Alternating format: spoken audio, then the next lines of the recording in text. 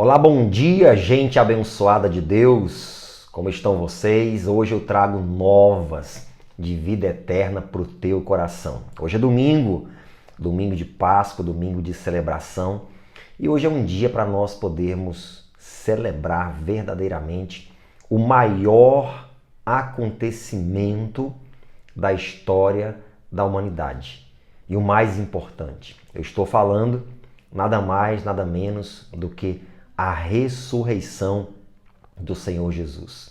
Foi num domingo como este, muito cedo, ainda de madrugada, que aquelas duas mulheres de fé foram ao túmulo e os anjos, ao abordarem elas, disseram: por que vocês procuram entre os mortos aquele que ressuscitou?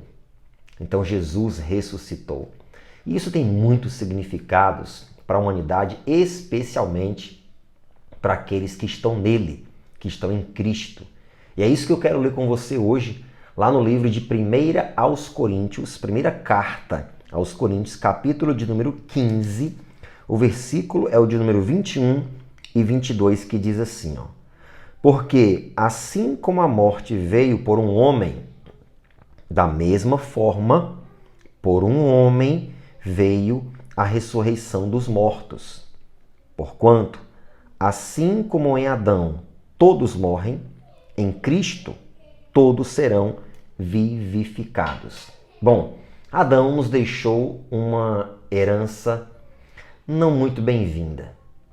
Adão nos deixou a herança da morte, infelizmente.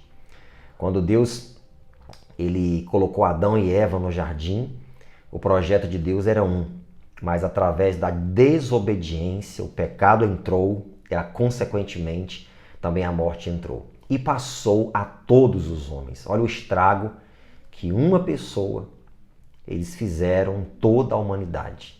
É incrível isso, né? Só que Deus elaborou um plano de salvação, um plano de vida eterna, e esse plano estava em Jesus Cristo. E aqui diz o texto que a gente leu que a morte, por um homem, ele entrou e passou a todos, também a ressurreição. Aí ele diz aquilo aqui, isso aqui é para nós nos alegrarmos, 22. Ó. Porquanto assim como em Adão todos morrem, em Cristo todos serão vivificados. Isso que são as boas novas de vida eterna. Aquilo que herdamos de Adão, a natureza pecaminosa que consequentemente gera a morte, a nossa vida aqui na Terra, ela tem um fim. Mas Paulo disse que em Cristo todos nós seremos vivificados. Não é uma salvação universal, em que todas as pessoas em Cristo serão vivificadas. Lembre-se, texto sem contexto é pretexto para heresia. Então aqui Paulo, quando ele fala que a salvação, a ressurreição passou a todos, é claro que são todos aqueles que estão em Cristo Jesus, o nosso Senhor. E eu quero trazer essas boas novas para você, que em Cristo sim haverá ressurreição. Esse tema ele é discutido e comentado por Paulo no livro de Coríntios e em alguns outros livros, cartas que ele próprio escreveu, para poder trazer essa alegria, essa esperança ao coração de todos os cristãos, não somente da sua época, mas de todas as épocas.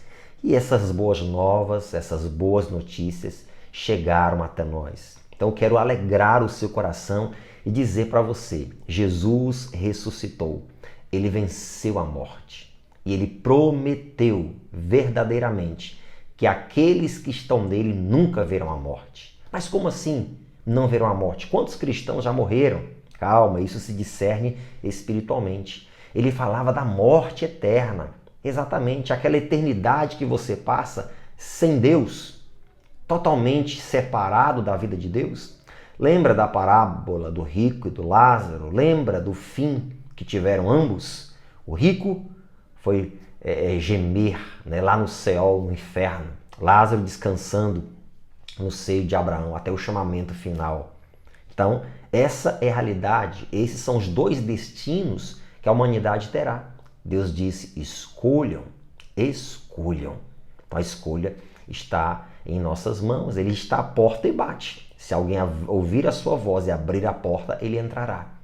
E esse que abre a porta, que recebe Cristo, que recebe o plano de salvação que ele tem para a humanidade, esse um dia vai experimentar a ressurreição dos mortos em Jesus, para logo em seguida herdar a vida eterna. Que experiência maravilhosa que será. Por isso que Paulo disse, gente, morrer para mim é lucro.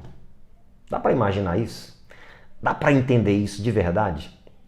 Morrer para mim é lucro, Paulo disse. Viver para mim é Cristo.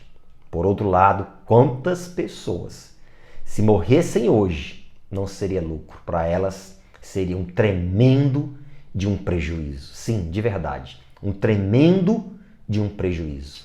Quando passassem dessa para outra vida, iriam se arrepender de não terem aceitado Jesus como Salvador, de terem zombado do Evangelho, de não terem frequentado uma igreja que prega a palavra genuinamente, de terem buscado o Senhor e irão se arrepender verdadeiramente. Por isso que o texto diz, Isaías, buscai o Senhor enquanto se pode achar, invocai-o enquanto está perto. Eu estou aqui como ministro do Evangelho para incentivar você a buscar o Senhor enquanto é tempo, para que um dia em Cristo você experimente a ressurreição dos mortos para a vida eterna. Assim como ele ressuscitou e venceu a morte, ele com certeza nos ressuscitará e nós triunfaremos como ele triunfou. Amém? Vamos orar? Pai, muito obrigado por essa palavra de vida eterna que o Senhor trouxe ao nosso coração. Que cada vida que nos ouviu aqui nessa manhã e neste dia, Deus, ela seja tocada pelo Teu Espírito Santo, porque é Ele que nos convence do pecado, da justiça e do juízo. Porque nós temos essa viva esperança, que assim como, meu Deus, em Cristo, Ele ressuscitou dos mortos, em Cristo um dia nós também seremos ressuscitados. E isso é motivo de grande alegria e celebração para aqueles que têm fé em Ti e que esperam no Senhor. E nós esperamos em Ti. Então recebe esta vida em Tuas mãos, esta que clama, que ora e que se arrepende dos seus pecados e diz, eu reconheço que Jesus é o meu único e suficiente Salvador. Aleluias. Que Deus tenha a tua vida nas mãos dele, que você experimente a vida eterna que há em Cristo Jesus. Ei, isso aqui não pode ficar só por isso aqui não, viu? Envia para quantas pessoas você puder. Vamos espalhar para que mais vidas sejam salvas e o reino do céu seja povoado. Obrigado pela sua atenção, deixa o like, se inscreve no canal e até amanhã, se assim Deus nos permitir.